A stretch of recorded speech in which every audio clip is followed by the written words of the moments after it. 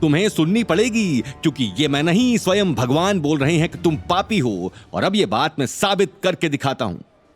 हंसमुख बाबा ने गुस्से में कहा और अपने खास आदमी को देखने लगा। वो आदमी अगले ही पल चेयर पर रखा एक बैग ले आया जिसमें अलग अलग तरह की डिजाइन्स बनी हुई थी। सभी हैरानी से उस बैग को देखने लगे। इस बैग में एक फल है, मैं उसे बाहर निकाल रहा हूं, आप सभी एक बार देख लीजिए। ये कहते हुए हंसमुख बाबा ने एक लाल एप्पल बाहर निकाल दिया। तभी बिना आंखें मूंदे उस एप्पल को देखने लगे। गौतम उस एप्पल को देखते ही समझ गया कि आगे क्या होने वाला था, लेकिन वो बिना कुछ कहे हंसमुख बाबा को देख रहा था। वहीं दूसरी तरफ यशवंत का दिल जोरों से धड़क रहा था, क्योंकि उसने गौतम पर बहुत भरोसा किया था। अब ये फल मैं वापस अपने झोले में डाल रहा हूं। आप सभी ने देखा कि फल का रंग लाल था। लाल प्यार का रंग है, भगवान का रंग है। लेकिन अगर इस फल को किसी पापी ने छुआ तो इसका रंग बदल जाएगा, काला हो जाएगा। अगर ऐसा हुआ तो साबित हो जाएगा कि यह आदमी पापी है, और भगवान पापियों के साथ नहीं होते। हंसमुख बाबा ने सभी को देखकर कहा। सभी की आंखें गौतम और उसके बैग पर टिकी थीं। अनिल का दिल जोरों से धड़क रहा था, लेकिन गौतम की आंखों में डर का नामो निशान तक नहीं था। हालांकि वो ये बात अच्छे से जानता था कि उसके फल को छूते ही फल का रंग बदल जाएगा।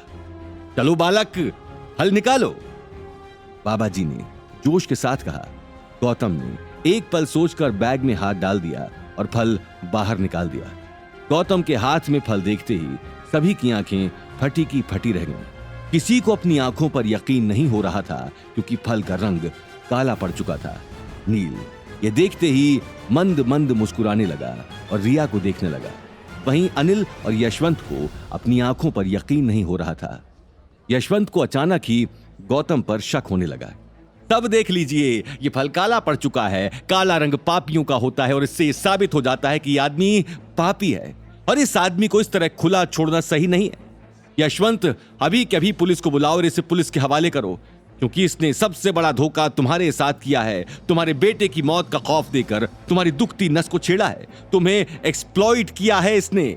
मैं सच कह रहा हूं कि नहीं? तुमने मुझे कुछ नहीं बताया, मगर मैं फिर भी सब कैसे जानता हूं, क्योंकि भगवान ने मुझे संदेशा दिया है तुम्हें इस फ्रॉड से बचाने के लिए। हंसमुख बाबा ने गौतम की आंखों में आंखें डालकर कहा। यह बात सुनते ही यशवंत ने एक नजर गौतम को देखा और उसके हाथ में पकड़े एक काले फल को, और अगले ही पल पुलिस को फोन लगा दिया। गौतम, मैं सोच भी नहीं सकता था तुम मेरे साथ इतना बड़ा धोखा करोगे, यशवंत ने गुस्से में कहा। गौतम ने अब तक कुछ नहीं कहा, लेकिन ऑक्शन में आए सभी लोगों ने उसे एक फ्रॉड समझ लिया था, और तभी मौका देखते ही हंसमुख बाबा गौतम से वो मोती लेने चले गए, जो गौतम ने राघव से लेकर अपने पास रख लिया था। तुम चाहे कितनी भी चालें चल लो, लेकिन तुम्हारी इन चालों का मुझ पर कोई असर नहीं होने वाला। मैं ये मोती तुम्हें नहीं देने वाला। नादान बालक, मुझे गुस्सा मत दिलाओ, ये मोती मुझे दे दो, हंसमुख बाबा ने गुस्से भरे स्वर में कहा। हंसमुख बाबा की बात सुनते ही अनिल डर के मारे कांपने लगा। गौतम, क्यों जिद कर रहे हो? देख नहीं रहे तुम्हारी जिद की वजह से हम लोग कितनी बड़ी मुसीबत में फंस गए हैं। अब ये मोती बाबा जी को दे दो, चलो चुपचाप ये मोती बाबा जी को दे दो। ये कहते हुए अनिल वो मोती गौतम के हाथ से छीनकर हंसमुख बाबा को देने लगा। डैडी जी, ये कैसी बातें कर रहे हो? ये मोती मैंने ऑक्शन से खरीदा है और मुझे इसकी जरूरत है, मैं नहीं दूंगा। सभी लोग गौतम की जिद देखकर हैरान थे, क्योंकि गौतम अब तक टस से मस नहीं हुआ था। लेकिन इससे पहले कि अनिल आगे कुछ कहता, पुलिस फोर्स वहां पहुंच गई। इंस्पेक्टर साहब, गिरफ्तार कर लीजिए इस आदमी को। इस आदमी ने पता नहीं कितने सारे भोले भाले लोगों को ठगा है, और यहां पर भी अपनी दादागिरी कर रहा है। हंसमुख बाबा ने आगे आकर इंस्पेक्टर से कहा। यशवंत ने उसी वक्त पुलिस इंस्पेक्टर को इशारा कर दिया। देखते ही देखते कुछ पुलिस वालों ने आगे आकर गौतम के हाथों में हथकड़ी पहना दी। गौतम के हाथ में हथकड़ी देखकर नील का रोम रोम खिल उठा, लेकिन अनिल और याशी की आंखों में अजीब तरह का डर साफ दिखाई दे रहा था। आखिर गौतम ऐसा क्यों कर रहा है, मुझे समझ में नहीं आ रहा। आखिर मैं कैसे बचाऊं इसे? अगर मैं इन सभी को गौतम की असली पहचान बता देती हूं तो हो सकता है कि पुलिस वाले गौतम को छोड़ दें। याशी ने माहौल को देखकर मन ही मन सोचा। पुलिस वाले जैसे ही गौतम को ले जाने लगे, उसी वक्त याशी ने उन्हें रोक दिया और कहा, इंस्पेक्टर साहब, मुझे 1 मिनट बात करनी है। इंस्पेक्टर ने हाँ में सिर हिला दिया और याशी उसी वक्त गौतम को एक साइड में ले गई और उसे समझाने लगी।